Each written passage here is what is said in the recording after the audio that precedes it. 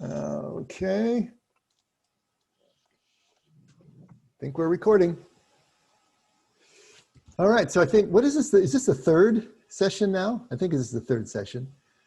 So it's the third session, and today is June 29th, and so we're getting started here, The Way of the Heart by Henri Nouwen. Now I got the timestamp on it so we can go.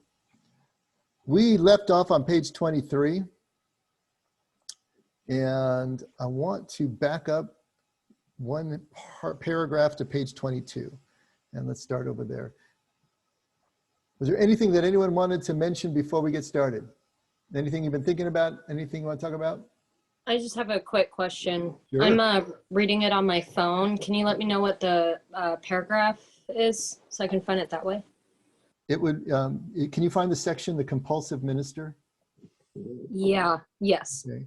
So go, there's that little pull quote there, and then it's 1, 2, 3 paragraphs after that. Okay, perfect. Thank you. With all this is simply. I think I got the number of paragraphs right. So we're talking about, remember when we left off last week, we were talking about that we're starting with the story of Arsenius, one of the first desert fathers, and that he prayed for God to bring him closer to himself. And he was told to flee. And so he fled to the desert, and then he prayed again. And he said that God told him flee again, but this time it was an interior fleeing into solitude. And so that idea of fleeing and solitude and prayer is going to constitute the 3 parts of this book. So he's giving us a structure. First section is about solitude. Second section is about silence. And the third section is about prayer. And we're breaking this down by Anthony. And Anthony's 3-part idea of moving from awareness to solitude and then into ministry. And so we're going to be breaking down this section on the compulsive minister. In the first section, the first few paragraphs of this section, he was painting the picture of what a modern minister looks like. And remember, this is 40 years ago, but it reads as if it were yesterday. And beyond that, even though this was written initially for ministers, we're making the connection just to every one of us in lay life, in regular life, because the parallels are all there. In fact, more recent editions of this book have been retitled to just contain everybody and not just being specifically to ministers. So he goes through this characterization of the busy life of a minister, and then he starts on this last paragraph on page 22, that all this is simply to suggest how horrendously secular our ministerial lives tend to be. So Frank, why don't you start us right there, and we'll be stopping and starting as always. All this is simply to suggest how horrendously secular our ministerial lives tend to be. Why is this so? Why do we children of the light so easily become conspirators with the darkness? The answer is quite simple. Our identity, our sense of self, is at stake. Secularity is a way of being dependent on the responses of our milieu. The secular or false self is the self which is fabricated, as Thomas Merton says, by social compulsions. Compulsive is indeed the best adjective for the false self. It points to the need for ongoing and increasing affirmation. Who am I? I am the one who is liked, praised. Hold on just a second there. So this paragraph, everything he's talking about is what we've been talking about for several Sundays now, and what we've talked a lot about in the last book, Owning Your Own Shadow. What he's saying here is the answer is quite simple. Our identity, our sense of self is at stake. Secularity is a way of being dependent on the responses of our milieu. Remember we talked about that the shadow is created as the child understands what he or she is going to be rewarded for and punished for. And those things that create approval and create reward, those are brought forth, and the ones that are disapproved and punished are repressed into shadow.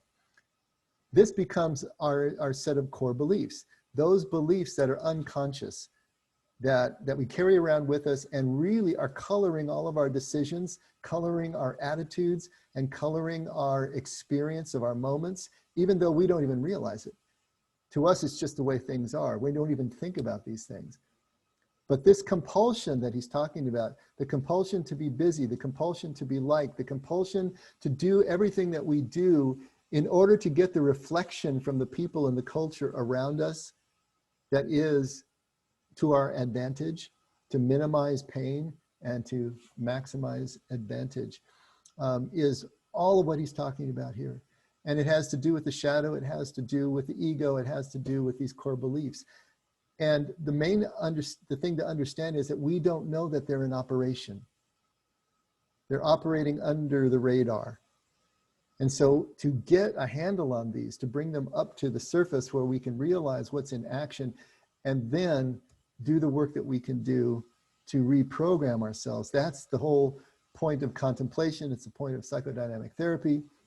And you're going to see that in this furnace of the solitude of the desert, the place where these men and women ran to find themselves and find their relationship with God, that's exactly what's happening. Those battles with the demons that we took a look at with Anthony, and we're going to revisit here again, Jesus in the wilderness, is all about working through this unconscious material, working through the compulsions that really drive us so that we can be present and we can really exercise the love that Jesus is talking about in a conscious way.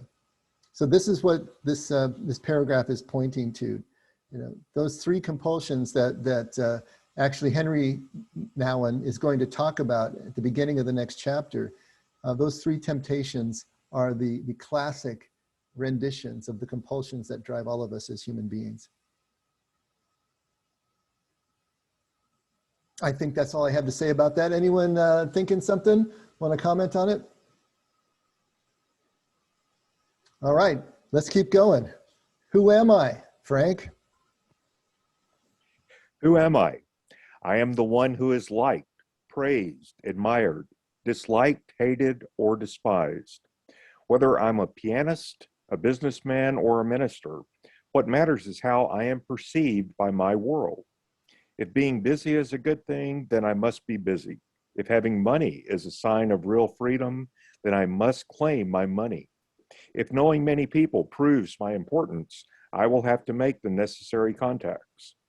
The compulsion manifests itself in the lurking fear of failing and the steady urge to prevent this by gathering more of the same, more work, more money, more friends. These very compulsions are at the basis of the two main enemies of the spiritual life, anger and greed. They are the inner side of a secular life, the sour fruits of our worldly dependencies. What else is anger than the impulsive response to the experience of being deprived? When my sense of self depends on what others say of me, anger is a quite natural reaction to a critical word. And when my sense of self depends on what I can acquire, greed flares up when my desires are frustrated. Thus, greed and anger are the brother and sister of a false self fabricated by the social compulsions of an unredeemed world.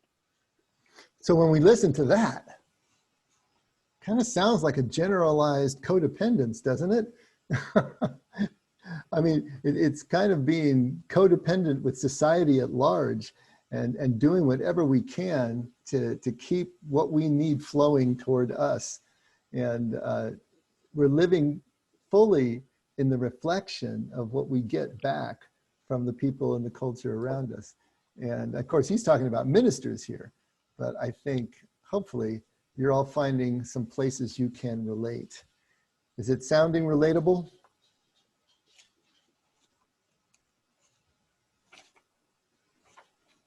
I love the way that, go ahead. Dave, Yeah.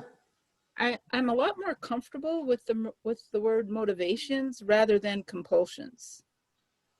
Sorry, he's going to use compulsions. You're going to have to deal with it. Tell me why motivations works better for you. Oh, I'll have to answer it the other way around. Okay. Compulsions have to do with compulsive behavior, and I see too much obsessive compulsive behavior. But compulsions are so deeply embedded within the human mental illnesses that are off the beaten track. I mean, they're so deeply bound and they so deeply affect behavior, they usually can't be changed. But motivations have a lot more opportunity to be examined and changed. And to me, that's how I look at it. Okay. Well, he's talking about compulsions in the exact way you defined it. That's what he's talking about. The compulsive minister is the one who's compulsively doing these things and doesn't even realize that he or she is doing it. Yeah. So that's exactly what he's talking about. But you're saying that compulsions can't be changed? Well, compulsive eaters or OCD, compulsive thought, it's people that compulsions usually have to be medicated. Motivations can be examined, when you get enough information or knowledge or spirituality or experience, and you really get a chance to examine your motivations. Are you fear-based? Are you learning how to trust? I mean, to me, that's a lot easier to deal with than compulsions. I just can't stop. I'm a compulsive gambler. I'm a compulsive eater. I'm a compulsive whatever. It's a sickness. So are you really talking about a sickness, or are you talking about a dynamic that could be examined when one of us gets enough information, and when you start to realize what we're really dealing with here, it kind of exposes it and gives us a chance to examine our motivations. Compulsive behavior overtakes us, and it's typically not changeable without gabapentin or something to help you become at least fitting in with a normal range, but nothing about internal work. See, That's why it bothers me. This is what happens when you have clinicians in the group. Dave? Yes, you may be technically right if we're talking about an organic compulsion. That's not what Henri Nouwen is talking about here. So even though he's using the word compulsive, and he's coming off of Thomas Merton, who called it compulsive. So it is compulsive behavior, but it's more understood in the way that you're using the word motivation. So his thesis is that these compulsions are changeable, but they're changeable through a practice, not just through an understanding, but you're going to have to go through a process of practice, and solitude is the furnace through which we can burn through and down into and change these compulsions. So they are changeable in this book's thesis. So somewhere between compulsion and motivation is where Nouwen is trying to end up.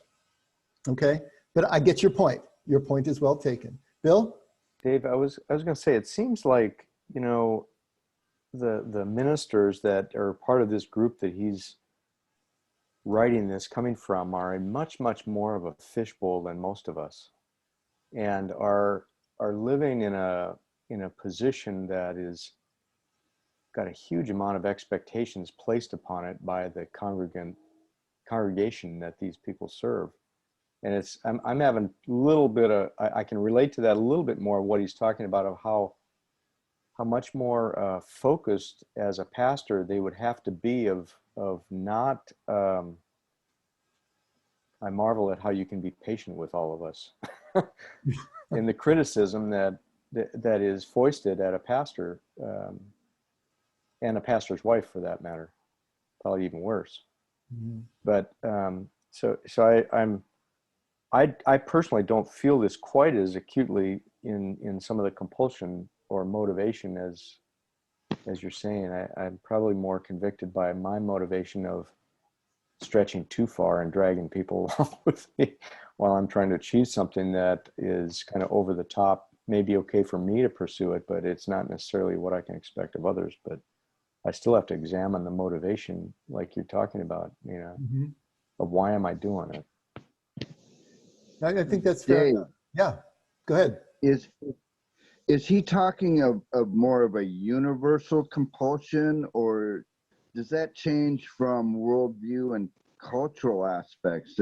In other words, do other people with different worldviews or different culture are we talking the same kind of universal concept of compulsion? Wouldn't the compulsions be different from each person's worldview or culture? And see, this is what happens when you have an anthropologist in the group. Of course, Mike. Yeah, but I suppose that from culture to culture, and this is something we talked about in the last book, the shadow content differs culture to culture because there's different rules in terms of what is accepted and approved and what is not in different cultures. But there is a universal aspect to these compulsions. You know, do we want to be liked and praised? Do we want to be admired? Do we fear being disliked and hated and despised? Those are universal parts of the human psyche. And so what we are doing compulsively in order to get the advantage that we seek in life, and Bill is right, you know, ministers are in more of a fishbowl, or anyone who's in front of the public, who's a public figure, is going to be more in the fishbowl. But I think we can all relate at some level. Maybe there's a question of degree here, but how much do we do in order to maintain the sense of identity that we are projecting and protecting and is reflected to us in the approval or disapproval of those around us? And I think that's really what he's going at here. You know, how much are we doing just for that approval, just that reinforcement of the identity that we're trying to maintain, rather than burning through that and getting to the true self. This is all at the egoic level, kind of jumping off of what we talked about last night. You know, if we're just living at the egoic level, we're going to have lots of inherent problems. And what these men and women did by going to the desert was to cut through all of that and get down to the core of who they are. And that's what the contemplative process, contemplative spirituality is all about. Getting down to that core, getting down to that observer or watcher, as we talked about, as opposed to just the egoic mentality. Right. I like that. And going back to Nina's comment, my thinking is that motivation without self-awareness is compulsion. Nice. Nicely said, yeah.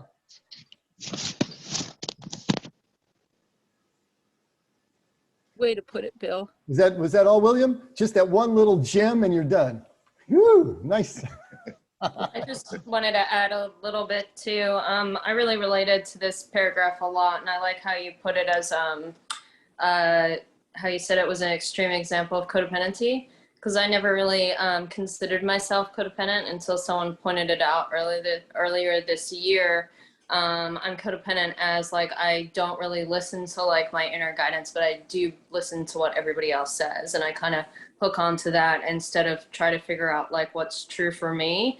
And so this year has really been a journey of like, oh, I do, you know, have this intuitive, this inner guidance. I just don't listen to it, you know, and just really learning how to follow that. And I can relate to where it says like my sense of self depends on what others say about me.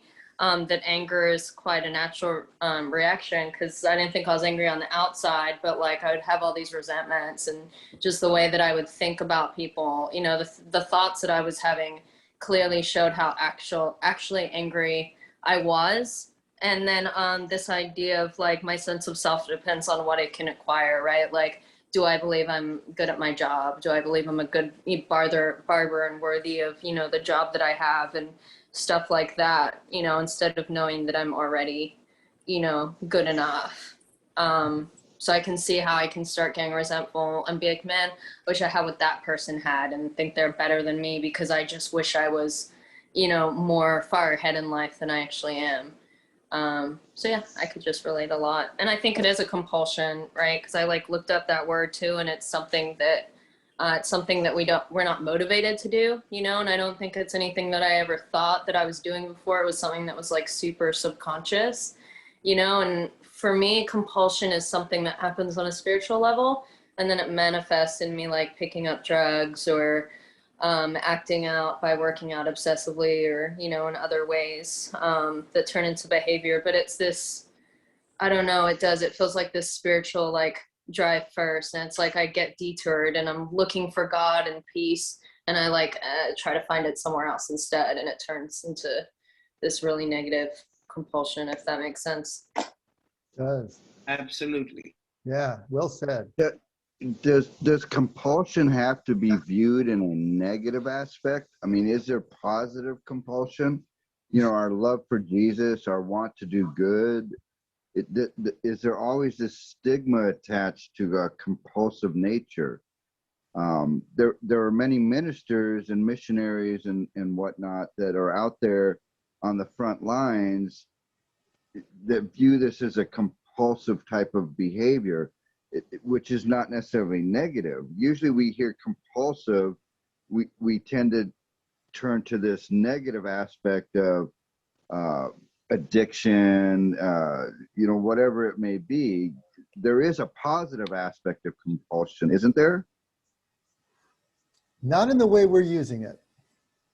The way we're using it, it's an unconscious drive that is ego-based, that is basically part of our fight or flight mechanism. You know, we're trying to survive, we're trying to get advantage, we're trying to maximize or minimize risk and maximize advantage. And used here, it's an unconscious drive that is taking us past what the past presence, past the ability to be present and aware in our moments and really be connected with each other. So this would be another means of disconnection. I understand what you're saying though, Mike. You know, maybe you could call it passion or even lust in a good way. You know, that there is such great desire that pushes us forward, becomes that motivation. But the way we're using it here, it would be as a negative. My thinking was that we're shooting for freedom, right? We want to experience that sense of freedom. And if we're talking about compulsion, then we're not free. Good. Love that. And if I met somebody who felt compelled to talk to me about the Bible, I probably don't want to talk to that person.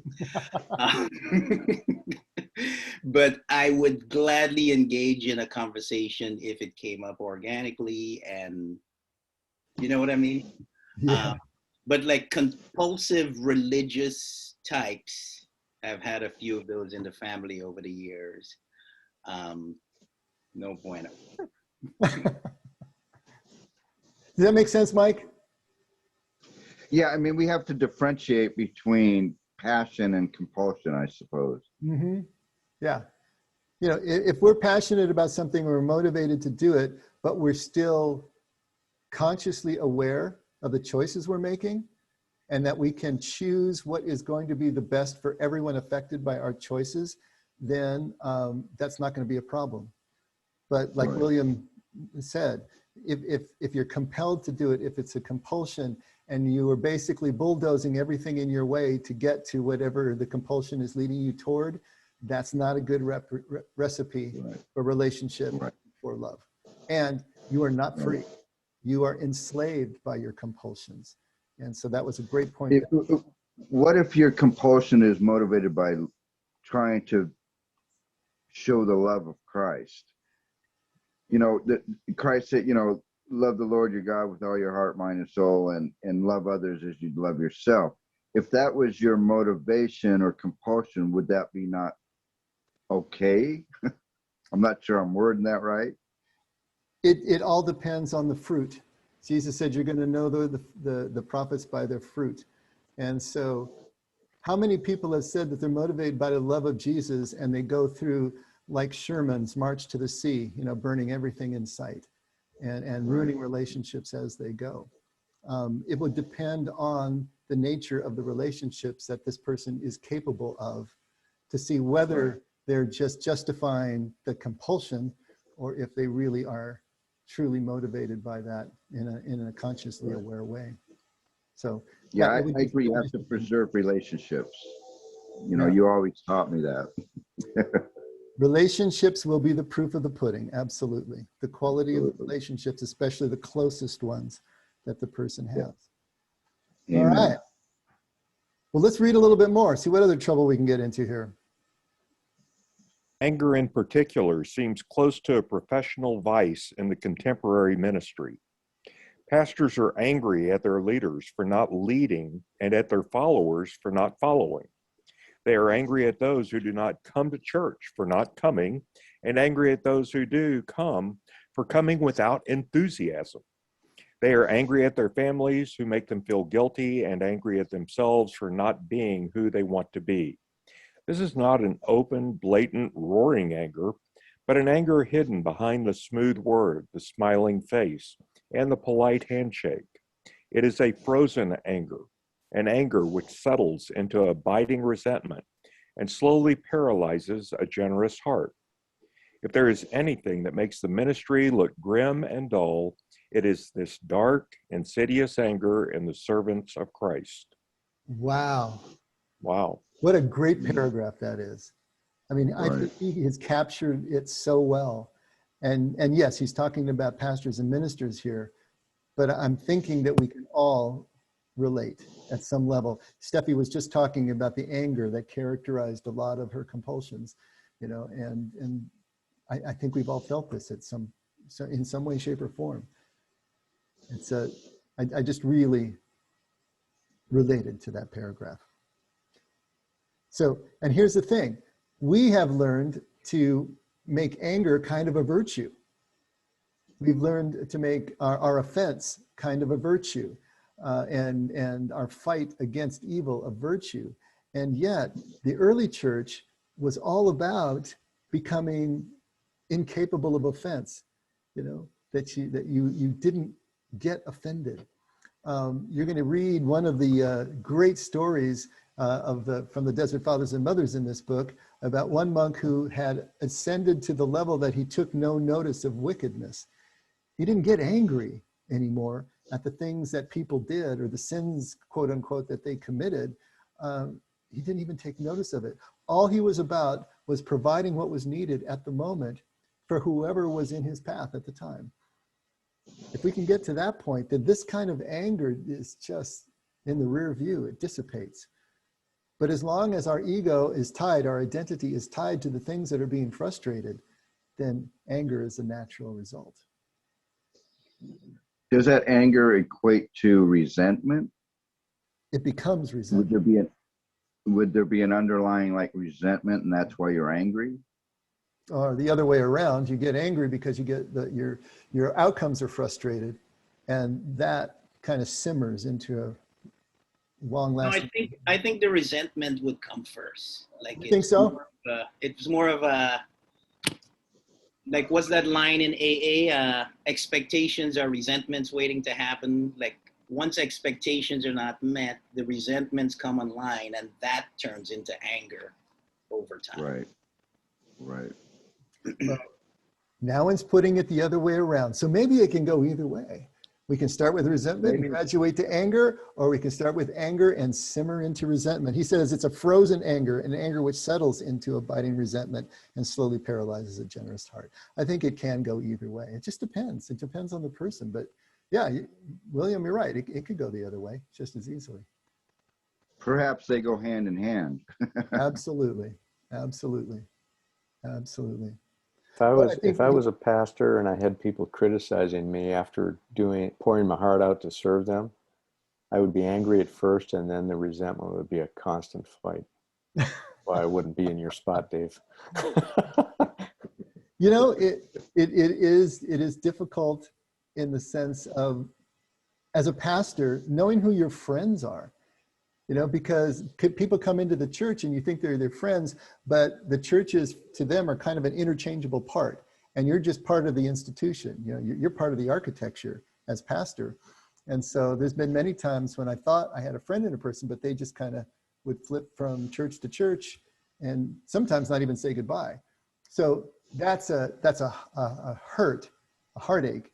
But it can also turn into anger, which can turn into a resentment, which can turn into the person not willing to be open to the next new person who comes in the church, not willing to let their heart go out there, not willing to connect anymore because they're guarding against people just, you know, kind of flitting in and out of the church doors. So yeah, there's a lot of issues like this that are specific to pastors, but I think also we can see in general how this relates to every one of us. You know, unmet expectations, right? Every one of these little details that he lays out for us, you know, is an unmet expectation. The person is expecting people to act this way, and when they don't, they get angry, they get frustrated. And if they don't do something with it, if they're not allowing themselves to continue to be open and vulnerable again, then that's going to turn into resentment. Or they'll get resentful first and turn into anger. Either way. I was going off of the Enneagram work when I was talking about resentment leading to anger.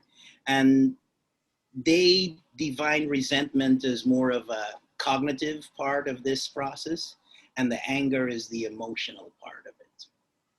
So it's kind of one and the same, but basically one is in the thoughts and the other is in the explosion. Okay. Okay. You know, I like what he said. I was just going to say, I like what he said about anger is the feeling of being deprived. And also, I mean, I always associated anger with fear.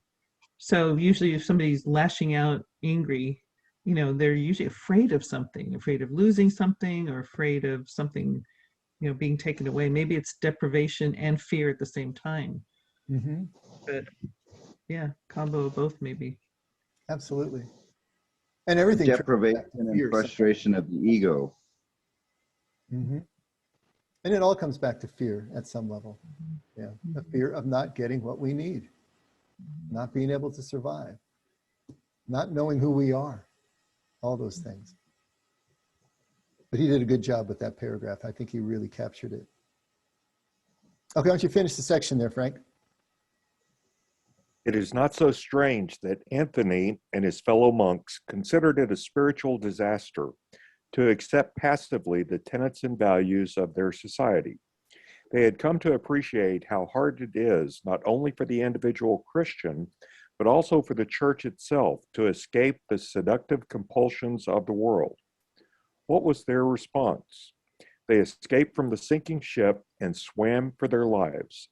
And the place of salvation is called desert, the place of solitude.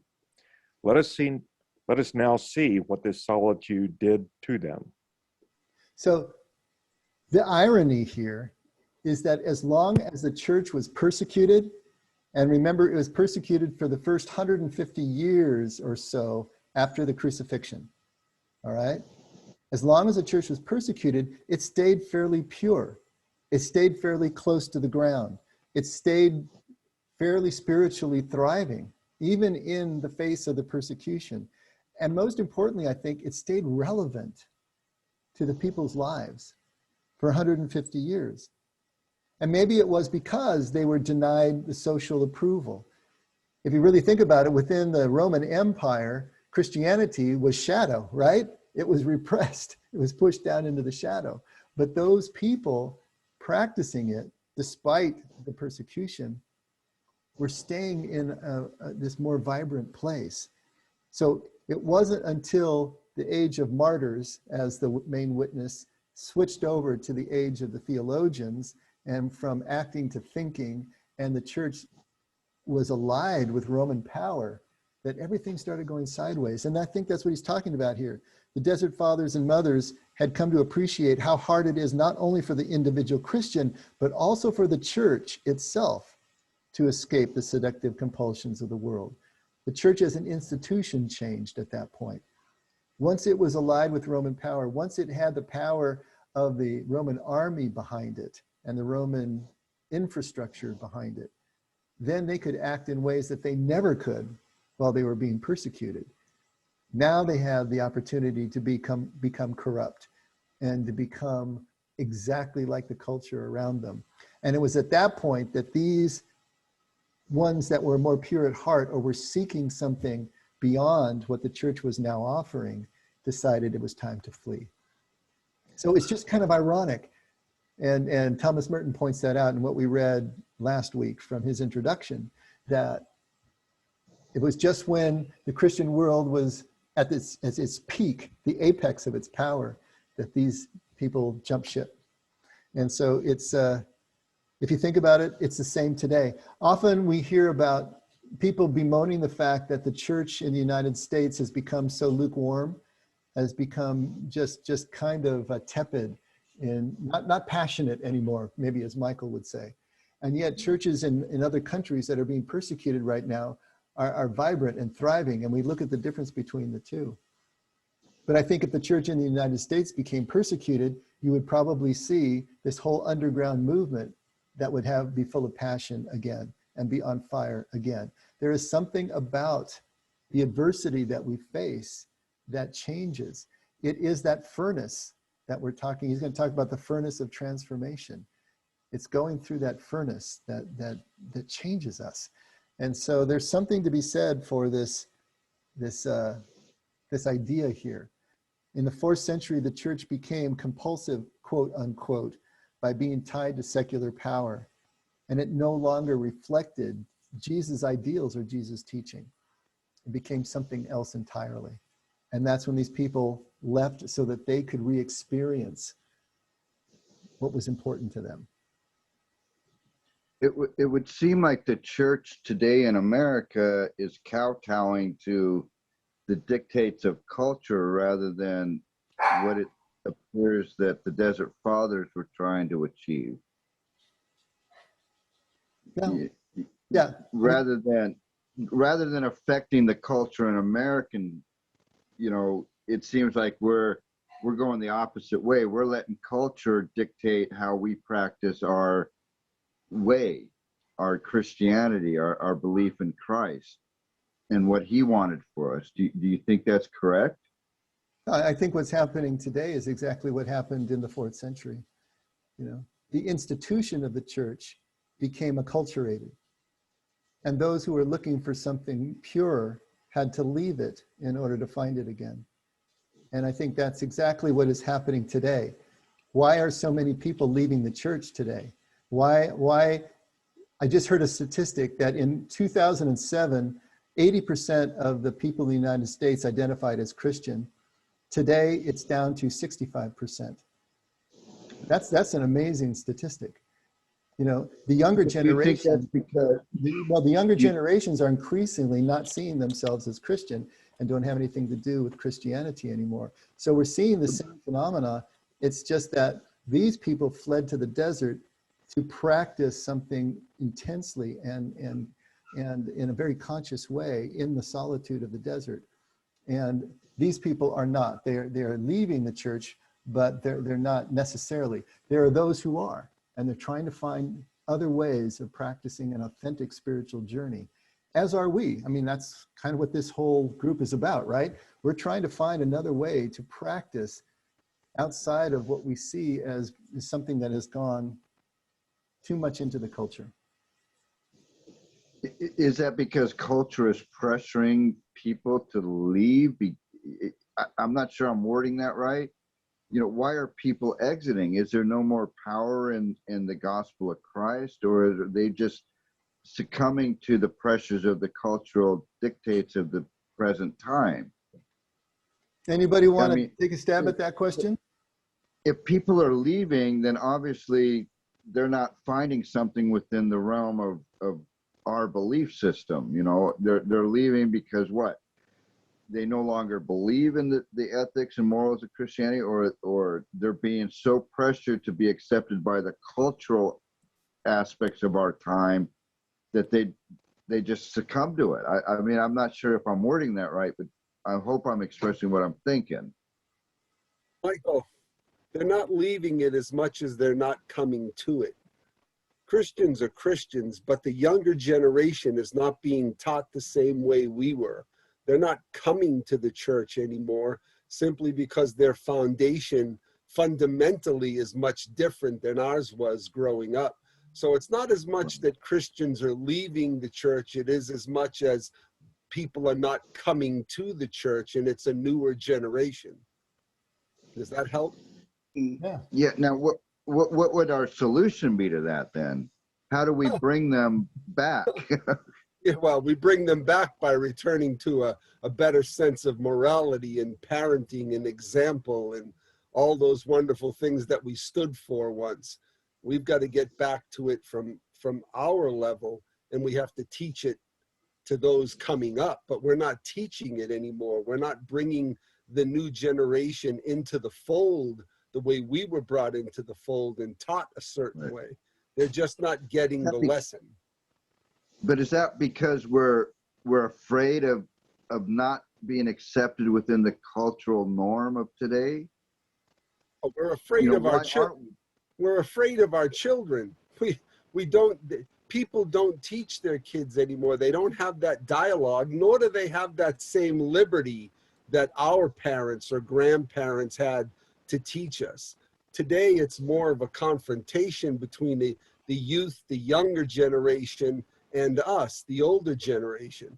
It's become confrontational. Everything's become, unfortunately, confrontational, and religion has fallen smack dab in the middle of all of that.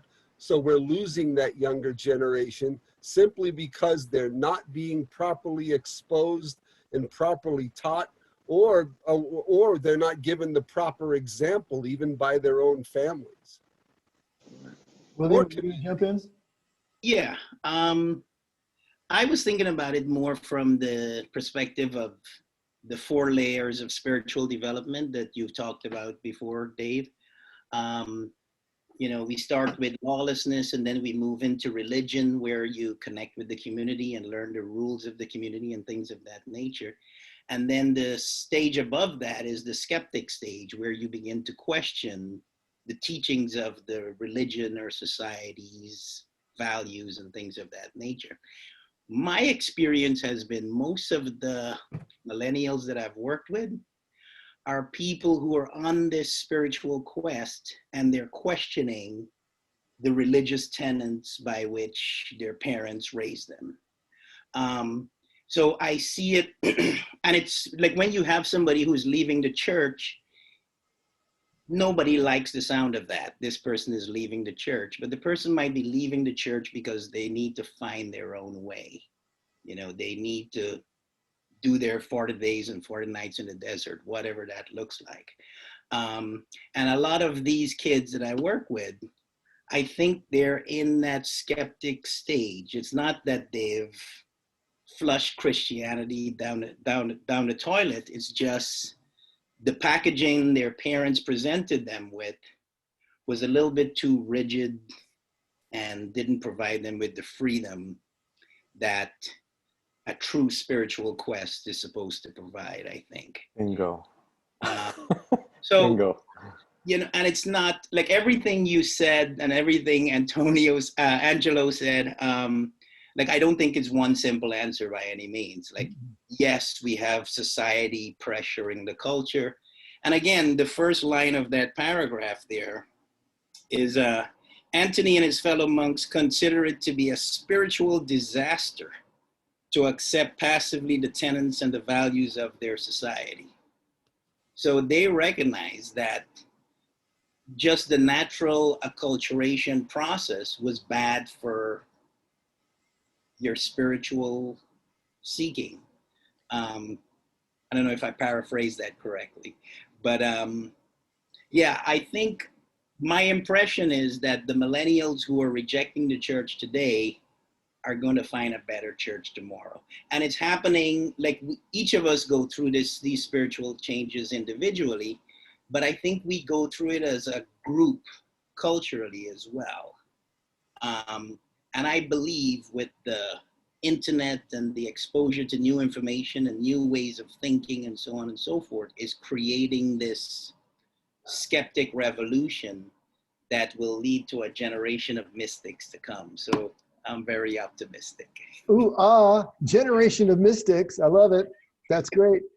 You know, in many ways, I see us and the effect as part of this leading edge. And it's been called the emerging church for what now, 20, 30 years. But this leading edge of a wave within Christianity, which to the extent that Christianity survives, you know, in the next 100, 150 years, I think will look a lot more like what we're doing.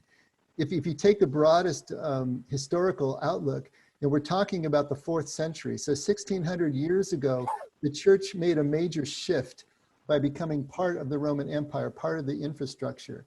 And it remained the dominant force in the West for the next 1200 years. It wasn't until the Reformation 500 years ago where that power was broken and fractured and split.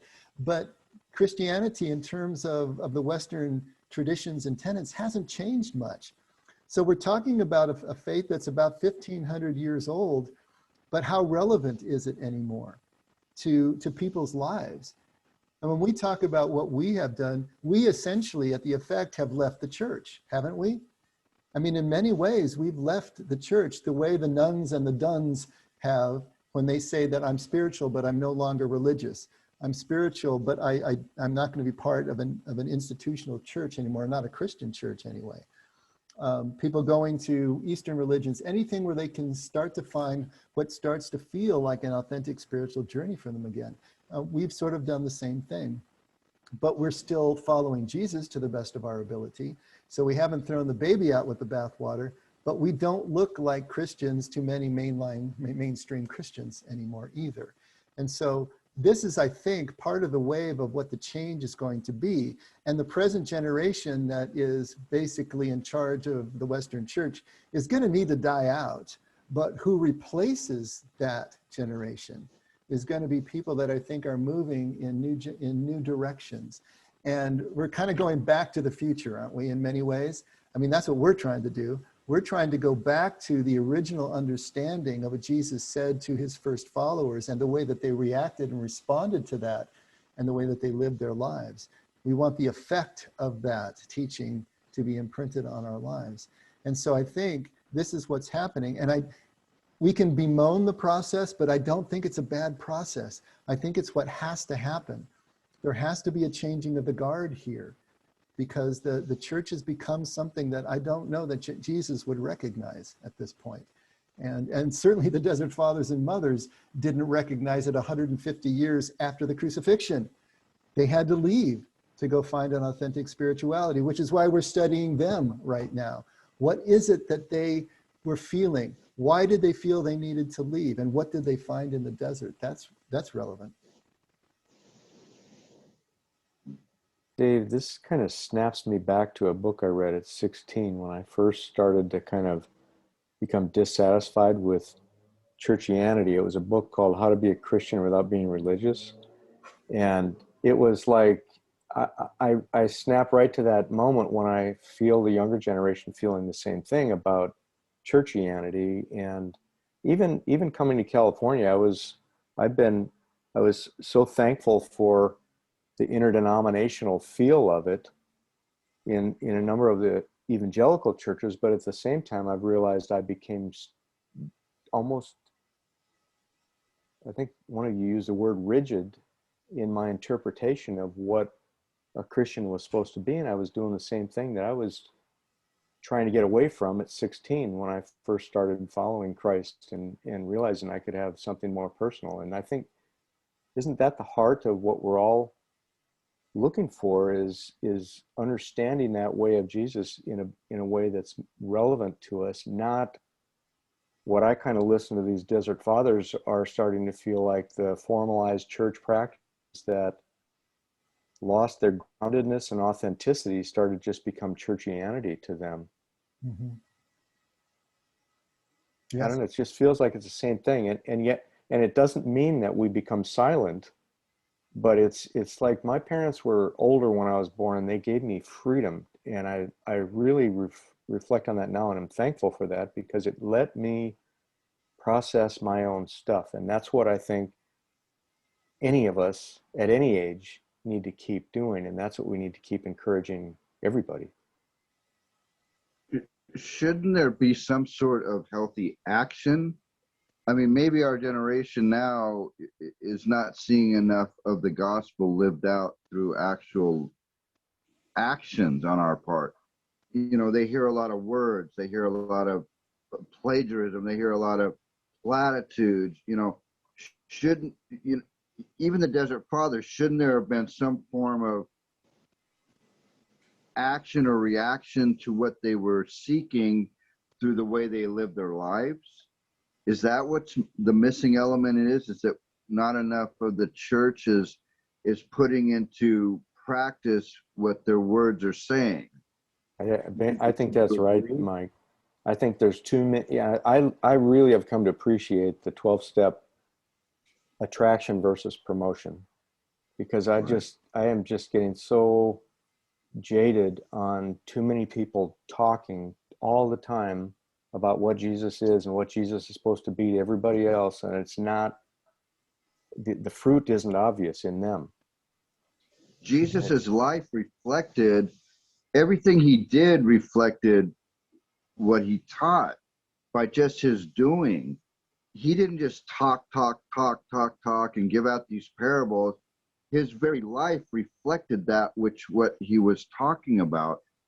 And I believe even with the Desert Fathers, that is the core of what we need to be doing, is living the gospel, not talking the gospel.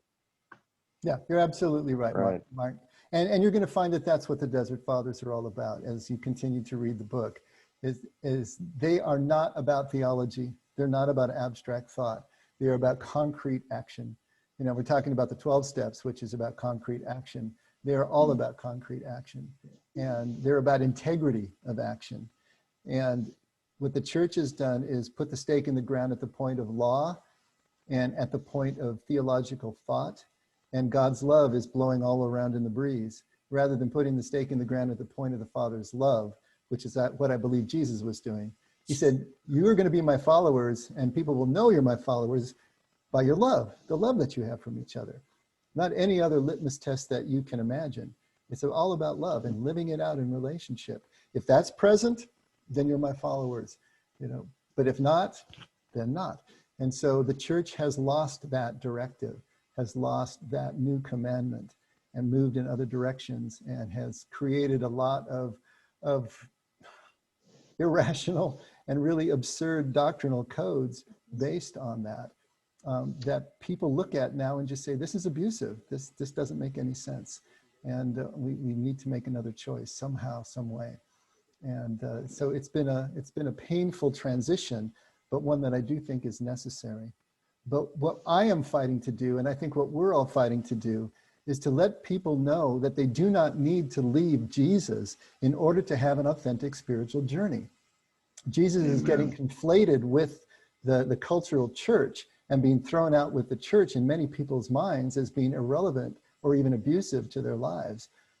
And we're trying to show them a different Jesus, one who is completely relevant, and one that we can follow for the rest of our lives with all integrity and have an authentic spiritual journey as well. So we're trying to occupy a middle ground here, and hopefully, you know, start heading us back to the original message and the action, the effect of that message, which is all important.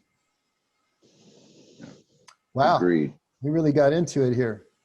I think this is probably a great place to stop, because we're right at the beginning, so it'll be easy for me to tell Steffi where to get back on page with us. It'll just be the furnace of transformation. We'll start right there next week. But we do have a couple minutes then from where we normally end. Did anyone have some closing thoughts? It was just great to be here. I miss you, man. It's great to have you, Mike. It's flat out dark over there now. It is. Yeah. I just wanted to add a little bit about, like, you know, when we were talking about that last chapter, and I was talking about how corrupt the church is and how the Desert Fathers fled. Like, you know, why would I even want to go back to church? It seems like they're having a better time. Like, that sounds like a cooler adventure, going and fleeing in the desert with these mothers and fathers, and going back to a crusty old church that, like, doesn't have the integrity, you know, that I'm trying to look for. And I feel like my spiritual journey, it's interesting because, like, I didn't grow up in church. My dad was a recovering Catholic and my mom was an atheist, and at a very small age they said, trade's over, figure it out on your own.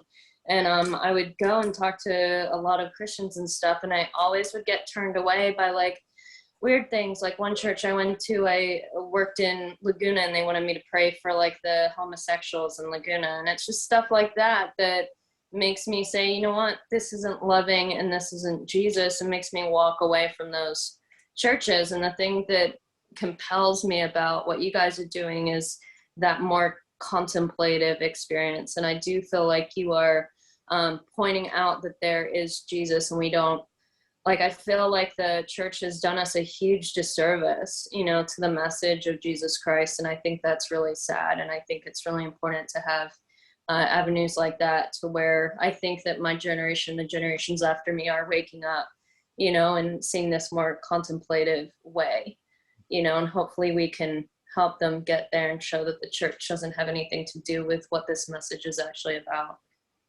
Amen. Absolutely. And what Steffi's saying too, people are waking up even within the evangelical church.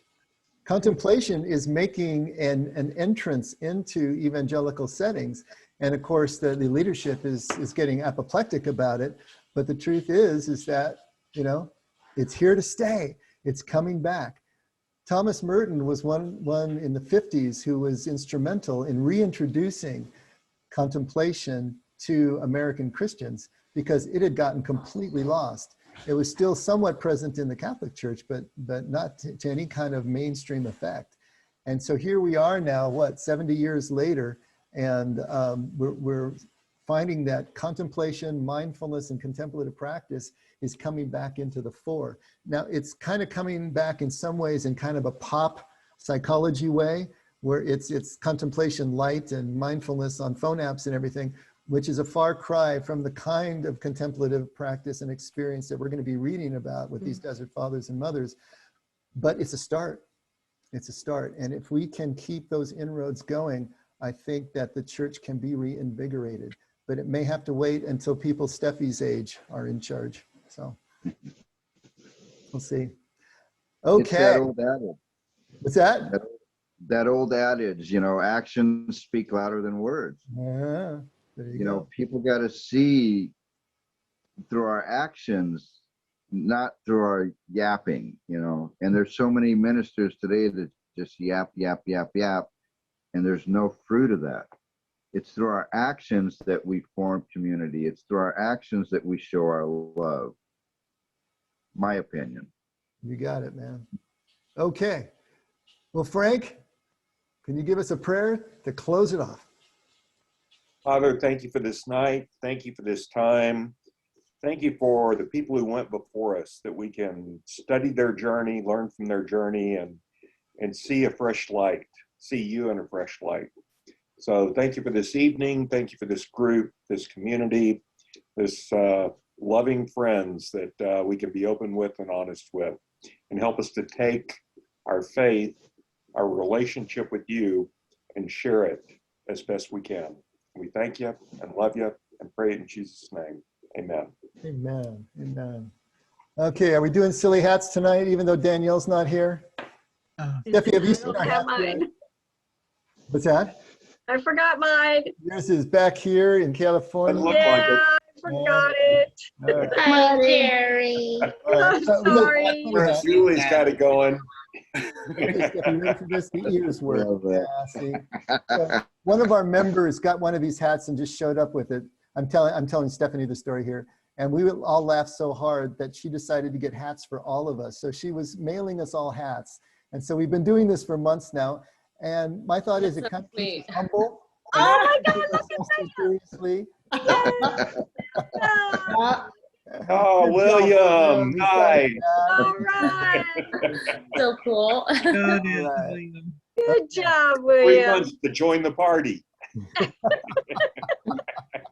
Right. All right, everybody. Good night, guys. Thank you so Good much. night. Bye. Good night, everybody. Yeah. Have a good week. Bye. Bye-bye.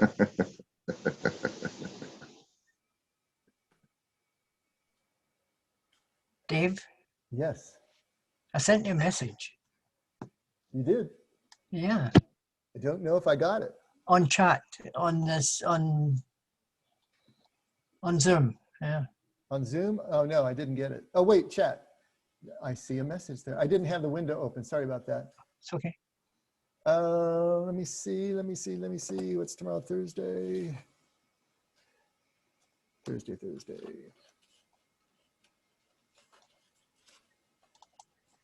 No, I'm not. Sorry. Okay. Yeah. I just thought I would try because Okay. things changed a little bit, you know. All right. Well, let's kick it into next week. Let's try and make sure we get it to next week. Sure. Yeah. Okay, buddy. Thanks. Good night, Jordana. Good night, Linda. Bye, Linda. Bye, See Dave. y'all Sunday. Yeah, we'll see you guys on Sunday. Bye. Bye.